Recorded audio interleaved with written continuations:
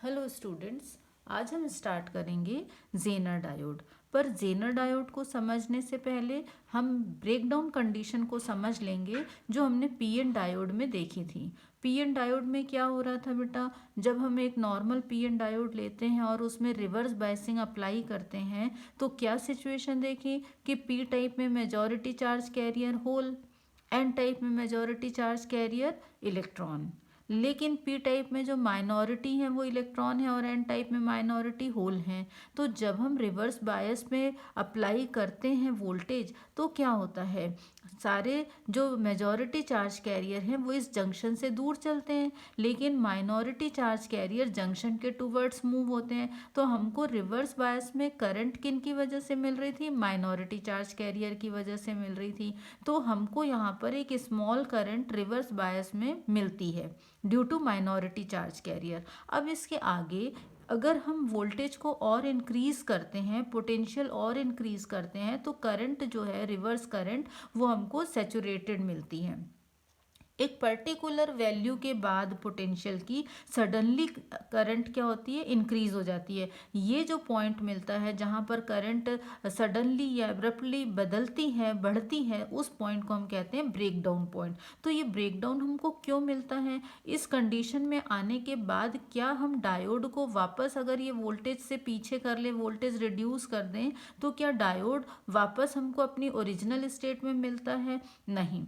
अगर PN diode है, PN diode में अगर ब्रेकडाउन कंडीशन आ गई तो फिर हम अगर देखें कि हमारा डायोड का जो जंक्शन है वो पहले जैसा ही वर्क करे तो वो नहीं वर्क करता है।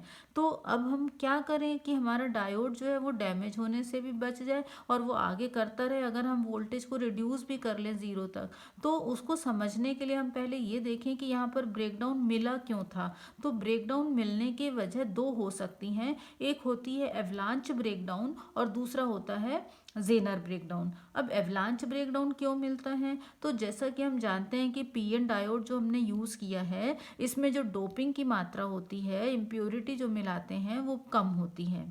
तो जब हम यहाँ पर रिवर्स बायस वोल्टेज अप्लाई करते हैं तो क्या होगा, रिवर्स बायस वोल्टेज की वजह से जो चार्ज कैरियर होते हैं वो एक्सेलरेट होते हैं। एक्सेलरेशन के दौरान उनकी काइनेटिक एनर्जी चार्ज कैरियर की बढ़ जाती है।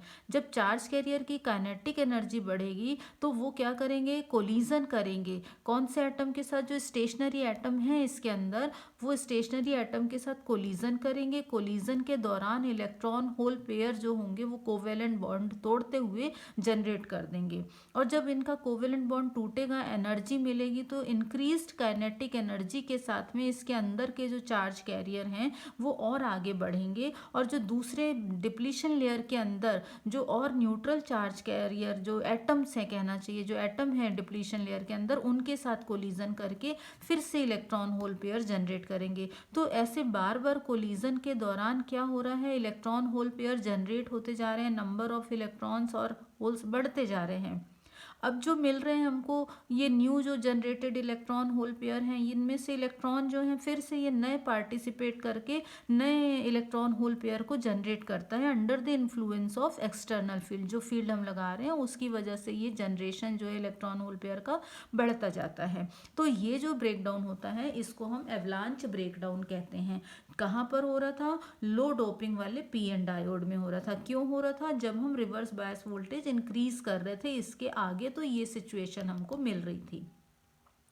अब एवलांच ब्रेकडाउन जो होता है, इसकी जो वोल्टेज जो हमको मिलती है जहाँ पर करंट सडनली बढ़ी है, उस समय जो वोल्टेज है, ये वोल्टेज एक नॉर्मल टेम्परेचर पर जितनी मिली है, अगर टेम्परेचर उससे बढ़ा दिया जाए तो ये वोल्टेज भी क्या होती है, इंक्रीज हो जाती है। तो ये बात हुई एवलांच ब्रेकडाउन की। अब जेनर ब्रेकडाउन कब मिलता है, तो आपको जेनर ब्रेकडाउन के लिए ध्यान रखना पड़ेगा कि Zener breakdown takes place when there is large doping in PN semiconductor.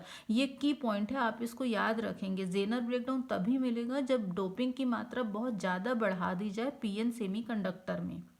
तो देखिए अब यहाँ पर होता क्या है, अगर हम इस डायग्राम को देखें तो जब एन टाइप हमारा है, ये एन टाइप हमने ड्रॉ किया हुआ है, ठीक है। एन टाइप में लार्ज नंबर ऑफ इलेक्ट्रॉन होते हैं, तो जब डोपिंग हमने और ज़्यादा कर दी तो डोपिंग की मात्रा बढ़ने की वजह से नंबर ऑफ इलेक्ट्रॉन भी और बढ़ जाएंगे। उस केस में नॉर्मल डायोड से, प्योर डायोड से, है ना, तो क्या होगा, जो सेमीकंडक्टर में फर्मी लेवल सेंटर में था वो अब फर्मी लेवल क्या होता है, ऊपर की तरफ शिफ्ट हो जाता है कंडक्शन बैंड के पास में। ऐसे ही डोपिंग बढ़ने की वजह से जो प्योर सेमीकंडक्टर में फर्मी लेवल सेंटर में था, डोपिंग बढ़ा दी हमने तो EF Fermi level valence band के ऊपर शिफ्ट हो जाता है, इधर से नीचे की तरफ आ जाता है। डोपिंग की मात्रा और बढ़ाएंगे तो ये फर्मी लेवल और नीचे आएगा, ऐसे यहाँ पर और अंदर जाएगा, ठीक है। तो इसकी वजह से ये अनबायस्ड कंडीशन का डायग्राम हमको कुछ ऐसा मिलता है। ये एनर्जी लेवल कौन कौन से ये आप जानते हैं। कंडक्शन बैंड जो है एन टाइप का, उसका एनर्जी लेवल है लोअर एनर्जी लेवल ECN, और ये वैलेंस बैंड का top energy level EVN for n type. Similarly p type में ये ECP है, कंडक्शन बैंड का लोअर एनर्जी लेवल, और ये पी टाइप में वैलेंस बैंड का अपर एनर्जी लेवल EVP है, ठीक है, और फर्मी लेवल EF है। तो डिप्लीशन लेयर फॉर्म हो रही है अनबायस्ड कंडीशन में। अब क्या होता है आगे वो देखेंगे। जब हमने ये किया तो अब ये जो हाइट है हमारे पास, जो बैरियर दिख रहा है, बैरियर की हाइट अभी इतनी है, तो अगर हम छोटा सा वोल्टेज अप्लाई कर दें, रिवर्स बायस वोल्टेज अप्लाई कर दें, तो ये हाइट और बढ़ जाएगी। यहाँ से जितनी अभी दिख रही है यहाँ पर इसकी हाइट बैरियर की और बढ़ जाएगी, और जब बैरियर की हाइट बढ़ेगी तो डिप्लीशन लेयर भी कैसी हो जाएगी, पतली हो जाएगी, थिन। यहाँ पर आप याद रखोगे कि जेनर ब्रेकडाउन में लार्ज डोपिंग और थिन डिप्लीशन लेयर होती है। तो जैसे ही इसकी हाइट बढ़ेगी तो अब एन टाइप जो है, इसका जो कंडक्शन बैंड है उसकी जो एनर्जी है वो वैलेंस बैंड के करस्पॉन्डिंग एनर्जी लेवल जो है EVP उसकी लाइन में आ जाता है। तो अब क्या होगा, अब अगर हमने जरा सी भी रिवर्स बायस वोल्टेज लगाई तो छोटी सी रिवर्स बायस वोल्टेज अप्लाई करने पर वहाँ पर बहुत ज़्यादा इलेक्ट्रिक फील्ड जो होती है वो बढ़ जाती है। इस फॉर्मूले को अगर हम देखें, E=VR/W, ये रिवर्स वोल्टेज है। मान लो अगर हमने ये 1 वोल्ट भी अप्लाई किया और डिप्लीशन लेयर अगर 10⁻⁻7 मीटर के ऑर्डर की है, तो इलेक्ट्रिक फील्ड कितनी हो जाएगी, नियर अबाउट 10⁻7 वोल्ट पर मीटर। तो इतनी ज़्यादा फील्ड वहाँ पर आ जाती है कि उसकी वजह से फोर्स लगने लगता है बाउंडेड इलेक्ट्रॉन के ऊपर, और वो कोवेलेंट बॉन्ड जो होते हैं वो टूट जाते हैं, जिसकी वजह से large number of electron generate हो जाते हैं, ठीक है। लार्ज नंबर ऑफ इलेक्ट्रॉन जो जनरेट हुए हैं वो सब कहाँ पर है, कंडक्शन बैंड में। तो अब वो इतने सारे इकट्ठे हो जाते हैं कि जैसे ये इसकी लाइन में आता वो सारे टनल करके कहाँ चले जाते हैं, वैलेंस बैंड के करस्पॉन्डिंग एनर्जी लेवल में चले जाते हैं, पी टाइप में, ठीक है। तो यहाँ से electron of conduction band of n region reach of their corresponding energy state of p region through the tunnel in potential barrier. कब, जब हमने जैसे थोड़ी सी रिवर्स बायस वोल्टेज बढ़ाई थी, जिसकी वजह से इलेक्ट्रिक फील्ड बढ़ी थी, जिसकी वजह से कोवेलेंट बॉन्ड टूटे और इलेक्ट्रॉन जनरेट हुए थे। तो जब ये सिचुएशन मिलती है तो करंट वहाँ पर जंक्शन पे अब्रप्टली क्या हो जाती है, इंक्रीज हो जाती है। करंट इंक्रीज हुई यानी कि हमको क्या मिला, ब्रेकडाउन मिला। जिस वोल्टेज पर ये मिलता है वो वोल्टेज कौन सी होती है, जेनर ब्रेकडाउन वोल्टेज होती है। अब यहाँ पर अगर हम टेम्परेचर बढ़ा देते हैं तो क्या एवलांच की तरह यहाँ पर भी ब्रेकडाउन वोल्टेज बढ़ती है, नहीं। यहाँ पर क्या होता है, जेनर ब्रेकडाउन वोल्टेज डिक्रीज होती है विथ इंक्रीज इन टेम्परेचर, ठीक है। दोनों एवलांच ब्रेकडाउन हो या जेनर ब्रेकडाउन हो, ये दोनों ही अलग अलग वोल्ट पर वर्क करते हैं। क्लियर हो गया। तो अब हम देखते हैं कि ये दोनों ब्रेकडाउन किसी डायोड में होते हैं अगर, तो वो डायोड बनाया कैसे जाता है। तो ये डायोड हमारा होता है जेनर डायोड। ये जेनर डायोड जो होता है हम कह सकते हैं कि स्पेशल टाइप का डिज़ाइन किया हुआ PN जंक्शन सेमीकंडक्टर डायोड होता है, जिसको कंस्ट्रक्ट इस तरीके से किया जाता है कि उसमें डेफिनेट ब्रेकडाउन वोल्टेज हो। क्या ये ब्रेकडाउन वोल्टेज कांस्टेंट होती है एक ही वैल्यू की, नहीं। इसको हम 2 वोल्ट से लेके 200 वोल्ट तक की रेंज में बना सकते हैं, लेकिन सबके लिए जो डोपिंग की मात्रा होती है वो अलग अलग होती है। ब्रेकडाउन वोल्टेज डिपेंड करती है डोपिंग पर, या कह सकते हैं जो इम्प्योरिटी हम उसमें मिलाते हैं। और इम्प्योरिटी जैसे मिलाएंगे, जितनी ज़्यादा इम्प्योरिटी होगी या जितनी ज़्यादा डोपिंग होगी, ब्रेकडाउन वोल्टेज जो होगी उतनी ही कम होती चली जाएगी। ठीक है, अगर हम सिंबल की बात करते हैं जेनर डायोड का, तो ये सिंबल कुछ इस तरीके का होता है, नॉर्मल पी एन डायोड जैसा इसका सिंबल है, लेकिन यहाँ जो एन टाइप है यहाँ पर हम एक इसका जेड जैसा डिज़ाइन बना देते हैं जो रिप्रेजेंट करता है जेनर डायोड के कैथोड को, और ये जेनर डायोड का एनोड है। क्लियर हो गया। अगर हम सिंबल इस तरीके से देखें तो यहाँ पर अगर हम मार्केट में लेते हैं तो कुछ ऐसा दिखता है। यहाँ ये जो ब्लैक लाइन दिख रही है, ये बैंड जो है ये शो करता है कि ये क्या है, कैथोड है। क्लियर हो गया। एक चीज़ हम यहाँ पर और देखेंगे बेटा कि यहाँ जो एरो दिख रहा है ये रिप्रेजेंट करता है conventional direction of current through zener diode, जो फॉरवर्ड बायस में फ्लो होती है उसकी डायरेक्शन को रिप्रेजेंट करता है। अब जैसे हम अगर ये डायोड ले रहे हैं और इसके ऊपर कुछ नंबर लिखा है लाइक दिस, तो ये नंबर से हम कैसे पहचानेंगे इस डायोड के बारे में, इसकी अवेलेबिलिटी जो है हमको अगर पता करनी है तो यहाँ जो ये नंबर दिए होते हैं ये बेसिक टाइप दिया होता है इसका, जैसे जेनर है ना, तो ये बेसिक टाइप हो गया इसका।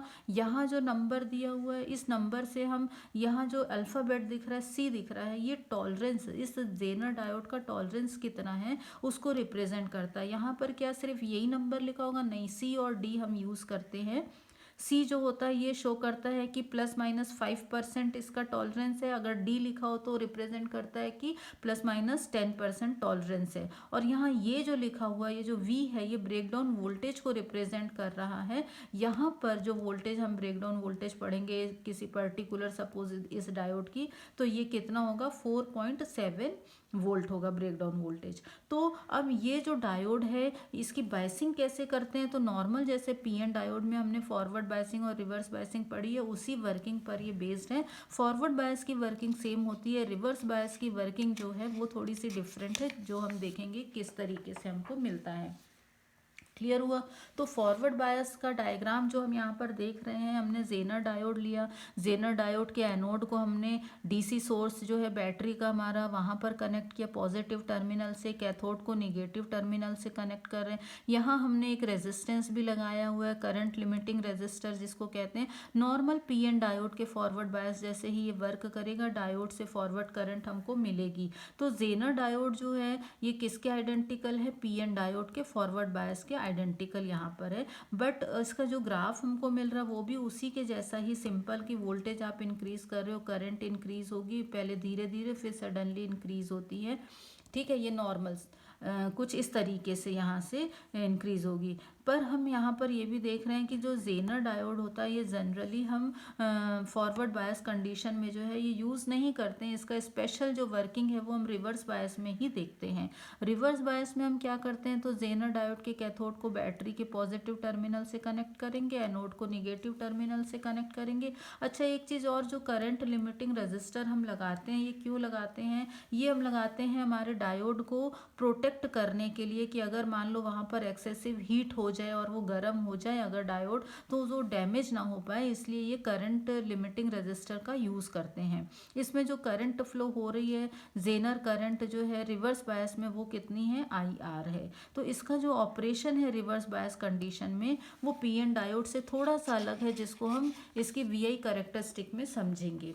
क्लियर है। तो यहाँ बेटा ये VI characteristic of zener diode है। अब इसको हम 4 पार्ट हैं जिसमें से 2 पार्ट में हमने ग्राफ प्लॉट किए हुए, इनको समझेंगे। तो यहाँ जो फर्स्ट क्वाड्रेंट आप देख रहे हैं, यहाँ हम देखेंगे कि सबसे पहले तो जीरो वाली जो कंडीशन है यहाँ पर मैंने लिखा है ऑफ स्टेट, यानी जेनर डायोड यहाँ पर ऑफ स्टेट में कहलाता है। और जब हम यहाँ पर बायसिंग अप्लाई करते हैं, फॉरवर्ड बायसिंग, वोल्टेज इंक्रीज कर रहे हैं, करंट इंक्रीज हो रही है पहले धीरे धीरे और फिर एक पॉइंट के बाद में ये इस तरीके से इंक्रीज होती है करंट, इस वोल्टेज को हम कट इन वोल्टेज कहते हैं।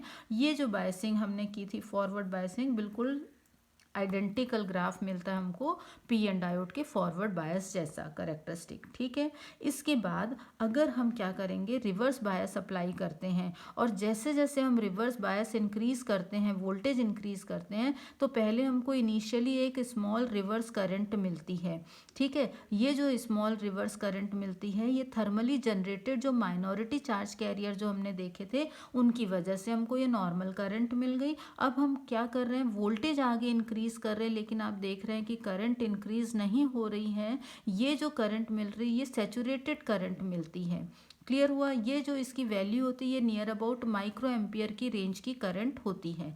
अब क्या होगा, it remain almost constant till a voltage V Z, यहाँ तक ये कांस्टेंट मिल रही है। अब इसके आगे क्या होगा, अगर वी जेड के आगे हम वोल्टेज और इंक्रीज करते हैं तो करंट जो इंक्रीज होगी वो शार्पली और सडनली इस तरीके से, ये रीज़न हमको करंट का मिलेगा। यहाँ पर जो वोल्टेज है, जब करंट सडनली इंक्रीज हो रही है, इस वोल्टेज को क्या कहते हैं बेटा, ये वोल्टेज होती है वीजेड वोल्टेज से रिप्रेजेंट करते हैं, जेनर वोल्टेज कहते हैं। और इस वोल्टेज पर जो करंट मिलती है उसको जेनर करंट कहते हैं। ये जो जेनर करंट मिल रही है, ये जो वोल्टेज मिल रही है जेनर वोल्टेज, ये डिपेंड करती है किस पर, डोपिंग पर, जैसा हमने ऑलरेडी भी डिस्कस किया है। अगर हम डोपिंग की मात्रा बहुत ज़्यादा रखेंगे तो यहाँ पर वीजेड जो है इतना ना मिलके और कम मिलेगा, और अगर डोपिंग की मात्रा और बढ़ा देंगे तो वीजेड जो होगा वो क्या हो जाएगा, डोपिंग की मात्रा अगर हमने बढ़ा दी है, ध्यान देना, अगर हैविली डोप्ड है तो लोअर वीजेड, और अगर लाइटली डोप्ड है तो हायर वीजेड हमको मिलेगा। क्लियर हुआ। अब यहाँ पर जो करंट मिल रही है ये जेनर करंट ब्रेकडाउन के बाद में क्या ऐसे ही बढ़ती जाएगी, नहीं, इसको हमको कंट्रोल करना होगा। तो कंट्रोल करने के लिए हम क्या कर देते हैं, रेजिस्टर लगा लेते हैं। यहाँ पर ये जो करंट मिलती है, ये जो करंट है कांस्टेंट करंट नहीं है, ये करंट इंक्रीज हो रही है, तो voltage across the zener remain constant, लेकिन जो करंट है वो चेंज हो रही है। और ये किस पर डिपेंड करती है, सप्लाई वोल्टेज पर डिपेंड करती है, जो हम सप्लाई दे रहे हैं उस पर, ठीक है। और जेनर डायोड जो है, जो ऑपरेट कर रहा है इस रीजन में, है ना, इस रीजन में जेनर डायोड के ऑपरेट करने की वजह से हम इसको यूज करते हैं एज अ वोल्टेज रेगुलेटर, जिसको हम डिस्कस करेंगे। तो ये जो रीजन है हमारा जेनर रीजन है, ये पॉइंट नी पॉइंट होता है, करंट जेनर करंट है। एक चीज और यहाँ पर याद रखेंगे कि यहाँ पर ये जो है ये मिनिमम करंट होती है, ये ब्रेक ओवर करंट कहलाती है, और ये मैक्सिमम करंट है। क्लियर हो गया। अब यहाँ पर हम इसके आगे ये देखेंगे कि जो हमारा जेनर डायोड है उसका स्पेसिफिकेशन क्या है। तो जेनर डायोड में हमने देखा कि जेनर वोल्टेज हमको मिली Vz, ठीक है, वो वोल्टेज जिस पर कि ब्रेकडाउन मिल रहा है। अगर हम पावर डिसिपेशन की बात करें, मैक्सिमम पावर डिसिपेशन, तो वो होता है वोल्टेज जो हमने देखी है, जेनर वोल्टेज और जेनर करंट है ना, इनके प्रोडक्ट के इक्वल होती है, जबकि इनका जो रेशो है इन दोनों का, वो जो रेशो है वो होता है power rating, PZM upon VZ, ठीक है। अगर हम जेनर रेजिस्टेंस निकालना चाहें तो हम कैसे निकालेंगे, तो हमने जो रिवर्स बायस का करंट का ये बनाया है, करेक्टरिस्टिक ड्रॉ किया है, इसमें हम कोई दो पॉइंट ले लेते हैं, जैसे हमने यहाँ P और Q पॉइंट लिए हुए हैं, और फिर इन पॉइंट से हम परपेंडिकुलर एक्सेस पर ड्रॉ करेंगे। ये जो हमारे पास डिफरेंस आएगा, इसका रेशो जो होगा वो हमारा जेनर रेजिस्टेंस होता है, जिसको हम डायनामिक रेजिस्टेंस कहते हैं। क्या जेनर डायोड के इक्विवेलेंट सर्किट हम बना सकते हैं, तो ऑफकोर्स बना सकते हैं। जेनर डायोड अगर हमारा ये है तो इसका इक्विवेलेंट सर्किट ये होगा। इसका मतलब ये कि इसकी जितनी VZ है, इसकी वैल्यू, उतनी वैल्यू का अगर हम यहाँ पर बैटरी लगा रहे हैं तो ये इक्विवेलेंट टू जेनर डायोड होगा। या फिर अगर हम कहें कि यहाँ पर हमने VZ के साथ साथ में एक डायनामिक रेजिस्टेंस लगा दिया तो ये भी इसके इक्विवेलेंट होगा। तो बेटा इन सारी चीज़ों को देखते हुए जेनर डायोड की कुछ एप्लीकेशन है जहाँ पर हम इसको यूज़ कर सकते हैं, जैसे कि वोल्टेज रेगुलेशन के लिए हम जेनर डायोड का यूज़ करते हैं, मीटर प्रोटेक्शन में भी इसका यूज़ कर सकते हैं, इसके साथ साथ एज अ पीक क्लिपर, या फिर एज अ रेफरेंस एलिमेंट, या फिर एज अ स्विचिंग ऑपरेशन में भी इसका यूज़ होता है। क्लियर है। तो यहाँ पे बेटा ये टॉपिक ख़त्म होता है। Thank you.